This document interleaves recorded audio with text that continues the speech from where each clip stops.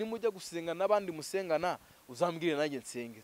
Ahantu namenyaniye na madamu tubana ubundi nayo ndi kubwiriza ahantu amwe niba nanabivuga kuri canimwe noneho arampamagara ari kugira musobanure ibintu byo kuzura umwuka wera. Alleluia, alleluia. Nongeye kubasuhuza hano kuri ELAYO TV. Twongeye kugaruka kugira tuganire ku ijambo ry'Imana. Muri iyi minsi ndikumva ndi mu mwuka wo gushima nshingiye ku bintu Imana yagiye nkorera. Cyakubaho ubuhamya gatoya katuze twumva ubuhamya. Amen. Ubereye amashimwe Mana, ubereye amashimwe Mana, ubereye amashimwe Mana, ubereye amashimwe Mana. Nanone Mana turacyari imbere yawe, uri Imana ibereye amashimwe. Umuntu hari igihe umushima akongera akakugira nabi, abantu mbese bestabo ntabwo bafata amashimwe twabashimye ngo bayaha agaciro. Hari igihe abitesha agaciro, ariko wowe turagushima ukabyumva uri mu ijuru bikakunezeza bikagushimisha. Amashimwe ari mu biryo byawe urya. Alleluia. Embeneste kitara abantu Yesu yagiriye neza, bamwe baragaruka baramushima. Mana uri Imana yo gushimwa, nayo ndi kugushima. Komeza ubane natwe muri iki kiganiro, imbaraga zawe zitwuzure zitugote, tuvuge tubwirijwe nawe, ibitakuvuga byose ndabikubese umuro wawe witwike nekota zavo mu izina rya Yesu. Amen. Shaka kuvuga ubuhamya uburyo Imana yankoreye ubukwe nanatanu mfite. Hari abantu usanga bafite amafaranga kuri konte hose, ndabivuga mu ncamake. Ntabwo nshaka ubu ntabwo ngikora ibiganiro bitinda. Oya katubanze twasoma ijambo ry'Imana, kuko ibintu byose nge nshingira ku ijambo ry'Imana muri Luka igice cya mbere umurongo wa 40 umurongo wa 37. Dusome mu izina rya Yesu. Luka, ubutumwa bwiza uko bwanditswe na Dr. Luka igice cya mbere umurongo wa 37 haranditswe ngo kuko ari na jambo Imana ivuga ngo rihere. Mana iri jambo rishoreshe mwuka wera ubandifuzaga, wenda bashaka ko twabana, ariko numva iki Imana iri kumbwira. Ikintu cyose niyo waba ufite ibiki byamiranye n'ibiki, ariko tujye twumva iki Imana iri kutubwira kugira tudahusha intego. Hari abantu bahusha intego, ugasanga ukurikiye ibintu runaka, ugasanga ukurikiye aho akora, ugasanga ukurikiye oya. Ibyo ntabwo ari byiza. Kurikira ijwi ry'Imana ikiri kukubwira, ubundi kugira utazaregoreta. Ubu ugiye kubaka urugo uzamaranamo n'uwawe imyaka yose. Niyo mpamvu uba ugomba kubanza washishoza, ikindi ugasenga cyane. Nge madamu twakundanye amezi 3 gusa, ntabwo twakundanye igihe kirekire, ni amezi yonyine 3 ubundi duhita tubana. Hari abantu bavuga ngo bamara muri fiançailles igihe kinini. Oya, twarakundanye rero tumaze kumenyana. Anerefone ndi kubwiriza nabivuga nta kibazo, ni kuri canimwe twazaburi nshya. Aravuga ngo musobanure ibintu by'umwuka wera. Ubwo ndamusobanurira, rimwe aravuga ati nimujya gusenga n'abandi musengana uzambwire nanjye nsenge. Turamenyanaho, nyuma Imana rero iza kunsinyara ati ushatse wafatiraho uyu niwe wawe. Ukere nubwo niko nahise mfatiraho, ndavuga niba Imana yabyemeye ubwo nuruke. Hari igihe haba hariho n'abandi yewe wa muntu we mbese anari guporopoza yewe umva. Ariko naravuze ati oya, nushaka uba ufite ibiki, nushaka uba ufite amafaranga, nushaka uba abo bose ntibabura. Ariko ndavuga ati no ndagendera ku Imana ishaka. Rero ubwo twahise dupanga, kuko nayo ntabwo nari nshaka gutindamo. Nono ndamubwira ati nge ndi ready, kandi nuko yihagararaho ndi kumubwira ati ndi ready, nta kintu mfite mu mufuka, ariko nizeye Imana gusa. Ndamubwira nta kibazo, twahita dupanga tukabukora vuba, nge ndumva nta kibazo. Ubwo rimwe nayindi kugisha Imana inama kugira inyemerere kubutangiza. Imana yo kabyara igitubwira n'itariki, irambwira ati shira kuri iyi tariki, kandi hari itariki 3 z'ukwa 4 2020. Shira kuri iyi tariki. Urukumva ni nkaho ibivuze ati nge nzabukora nk'Imana. Na 500 mfite kuri konte, oya nangahe mfite. Rero nari nifitiye ngewe, nabaga icyo gihe mu nzu nakodeshaga 90 nibana ndi umusore. Noneho ubwo nari mfite firigo, ndavuga ati kanyigurishe nishyura inzu. ariko nayigurishe ndi kuvuga ati ngiye kwishyura inzu, ntabwo nayigurishe ndi kuvuga ati ngiye gutangizamo ubukwe. Hahita yikubitamo n'ibyo bintu. None maze kuyigurisha bamaye ibihumbi 130, ndibuka nishyuramo inzu ya 90 nsigara n'ibihumbi 40. Ubwo ariko nari natangije umushinga n'amafaranga ibihumbi 3 nari mfite, noneho ayi ibihumbi 3 nakoreshejemo ka save the date, nako none bakankura ku buntu nibanyishyura. Bamaze kuko nari ndi kuvuga ati none ndasigara ngiki nibanyishyuza, batanyishyuje noneho nibwo natangiye gutumiza kaga save the date nakoresheje. Alleluya. Kansabira umugisha abantu bose bagiye banshyigikira. Byari biri mu gihe cya covid. Hari abantu bavuga ngo muri covid ngo umuntu yakora ubukwe bw'amafaranga mato. Oya, Imana yankodeshereje hoteli. Urumva iminkwano imibiki byose imibiki, ntabwo ubukwe bwari bwo bwose ntabwo babwiyoroheje. Nge nabonye uko nari kubukora mu buzima busanzwe nani ko nabukoze, kuko bwagiye amafaranga menshi, uretse ko nanjye nayo mfite, ariko ni Imana yabinkoreye. Muri kumva rero nta natanu nari mfite, uretse kwizera Imana yonyine yavuganye nanjye kizabukora kuri izo tariki, ndavuga nanjye ndendereye. Ubwo hagera igihe cyo gufata irembo, kuko nari naratumiriye kuri save the date, Imana ikoresha abantu baratangira barantwerera.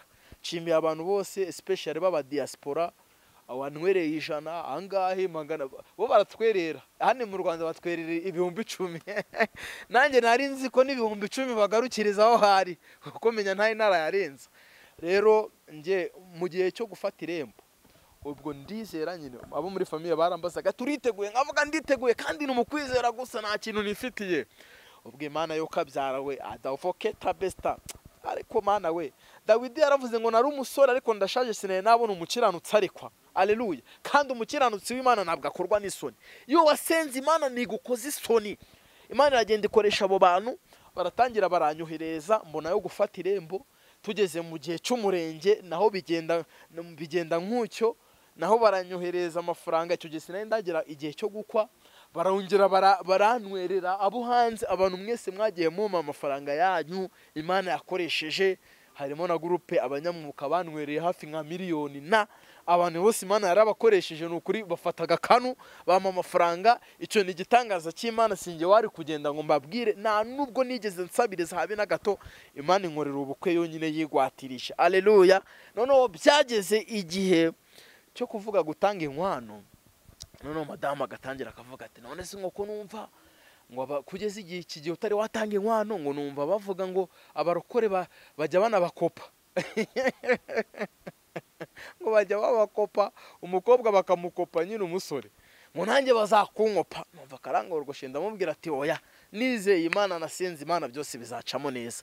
Koko ya Mana nakoreye, ya Mana navuze, ya Mana nabwirisha abantu benshi, Imana ni yankoze isoni yo kabyara. Ikoresha abantu nagiye mbwiriza, abantu nanazi. Alleluya. Baragenda barahanwerera, ariko Imana nuko rijye baho umugisha umuntu wese rwose wankoreyeho umugisha. Ndawumusabiye by'umwihariko. Ndikumva ubuhamya nibwo mbutanze, wenda nirekuye, ariko ni Imana yabukoze. Cyo gihe nakazi ntabwo twakoraga, nabari barasubiye mu kazi bari ne bake, nari nicaye ndaho gusa ndi gukora umurimo w'Imana. Imana igiduhembera n'imirimo y'amaboko yacu. Imana impemba ko nayikoreye neza, ko nayubahishije. Mu mugore mwiza cyane nkunda, ubu twanarabyaye dufite n'umwana witwa Ivaneza usa na se neza. Alleluya. Irangije re inaranshigikira, inama n'amafaranga yose nakeneraga. Ubwo hageze icyo gihe re cy'inkwano, Imana iragenda yongera ikoresha abandi bantu yakoreshaga bake, mbese kongera igakoresha abandi bantu baragenda. Kandi urukumva inkwano ni menshi rero. Ubundi ku nkwano abasore bageraho bagatitira, ariko nashimye Imana yakoresha abantu. Umuntu kumva aravuze ati ngiye nkohereje desa, ngiye nkohereje, nutamubwiye nta save the date nagiye mbaha gusa, ye na invitation ubundi nakoreshe zino batanga mu ntoki. Alleluya. Niyo nakoresheje yo kuri WhatsApp nayikoresheje nyuma. Baragenda barohereza inkwano nayo irabonetse. Ubwo twari tugeze muri handi haba muri kwitegura ibintu bya reception. Umwaka bavuze ati ngenda kohereza keke, undi ukumva aravuze ati nje imodoka. Reba imodoka irenze mu Rwanda wa the pasta keta. Iyo wubahishije Imana nayo irakubahisha. Petero yaravuze ngo menye uko Imana itarobanura ku butoni, ngahubwo mu mahanga yose uyubaha agakora ibyo gukiranuka Imana iramwemera. imaze kukwemera Imana irakwemeza n'abantu. Aleluya. Nta jambo bivuga ngo rihere. Izi nkuru zivuga kuri Zakariya na Elizabeth. Aleluya. Bari bamaze mpara muri uko guhera ku gice cya mbere, bari bamaze imyaka bakorera Imana ariko n'abakiranutse ariko nta mwana. Imana irabatungurira batetura kuko ari nta jambo Imana igiye vuga ngo rihere. 1:45 baravuga ngo hahirwa uwizeye kuko ibyo yabwiye n'umwami Imana bizasohora. Imana yakubwiye haba mu nzozi. Imana yambwiraga ubukwe, ndibuka Kanamba asobanuye n'izo nzozi, ndi kujya gukoresha ubukwe nibwo nashatse gusaba keredi. Icyo gihe nashatse gusaba keredi kugira nitegure ibintu by'ubukwe. Noneho mu nzozi Imana irambuza, ngiye kubona mbona Perezida wa Repubulika aransinyiye isheki. Aravuga ati oya nufate yirankuzanyo ngiye ahubwo nkuteye inkunga, mbese ndayaguhaye amafaranga. Rukumva re nibyo yakoze yambwiraga. Aleluya. Yuruboye na Perezida wa Repubulika nyina gikubitaho. Ujye umenya ko ari Imana yabikwemereye. Aleluya. Abantu baranshyigikira. Umuntu bamwe aramuvuga ati ibintu byo kunywa byose binyandika bari hanze. Imana yakoresha abantu hano mu Rwanda, menya nawe yakoresheje. Abantu bari hanze, abari muri Amerika, bari mu Bufaransa, za Canada hose, ko kuri nakunda kuvuga kuri Zaburi cyabakunda kuntumira cyane. Imana iragendera bakoresha bama amafaranga nkora ubukwe. Imana irambwira ati murinze amadeni, nakoze ubukwe. Imana inaransaguriza ingodeshereza hoteli nziza. Hari umuntu turi kumwe warahazi, na ahantu hari ubusitani bwiza mu busitani neza, ahantu hatuje neza, buri kimwe ibyo kunywa birasaguka. Abantu nicyo gihe abantu batazaga na benshi, ariko iyo ushyigikiwe n'Imana, Imana kirejura aba president, ariko haje benshi ngewe. Haleluya. Kandi icyo gihe hari muri Covid, iyo ushyigikiwe n'Imana, Imana hari n'amategeko yica kugira ngo ukore ubukwe bwiza. Ale benewa nestakido Steve enewa. Haleluya. Imana iragenda inkorera ubukwe bwiza. Nawe niba hari icyo Imana yakuvuzeho, nicyo ndi gushaka kubwira rega. Ntabwo mbivugiye kugira wumve ngo ndi kukwirataho, biva mu gusenga no kuyubaha. Yubahe nayo izakubahisha. Bimwe yakubwiye waravuganye n'Imana mu nzozi, mu bahanuzi, yaraciye mu ijambo he, izabikora. Komeza uyitindeho. Ijambo ryarambwiye ngo iki, ngo siko bizaba mu bamutegereza, ngo nawe uzakorwa n'isoni. Kereka bava mu masezerano nta mpamvu. Imana iracyakora, na nyuma ya zeri iracyakora, no mu busabusa irakora. Irahaca ikarema, ikakuremera ikibemeza. Imana dovoketa yamanutse gukora, nta muntu uyikoma mu nkokora. Ni Imana yacu igikora rero. Ni Imana igisohoza ibyo yavuze, igikora ubukwe, igitwerera yonyine ikabwikorera ikabutaha. Ubwikana yarabutaye baratangara. Ivino yashize Yesu arabwira mudahe amazi. Undi abantu batekereza amazi uburyo urayadaha, nawe bitekerezo bikuru ujye mu mibare. Amazi yavamo vino ute, ariko yari Yesu wahageze amazi avamo vino. Mizi bishaka kuvuga ngo ibidashobokera abana b'abantu bene kotibe stavo aleleki kwa Yesu ni nko kuzimya buje birashoboka. Aleluya. Urakoze kubw'ijambo ryawe. Abantu bafite amasezerano Mana yasohoresha imbaraga zawe, yasohoresha ukuboko kwawe, ko kandi nta jambo uvuga ngo rihere. Naye nakubonye nkorera ubukwe bw'umugisha, na nyuma uduha umwana urigwatiza, na n'ubu uracyaturinze. Komeza ugendagendere kuri bamwe wagiye ugira ibintu uvugaho, ubisohoresha imbaraga zawe n'umwete mu izina rya Yesu. Amen.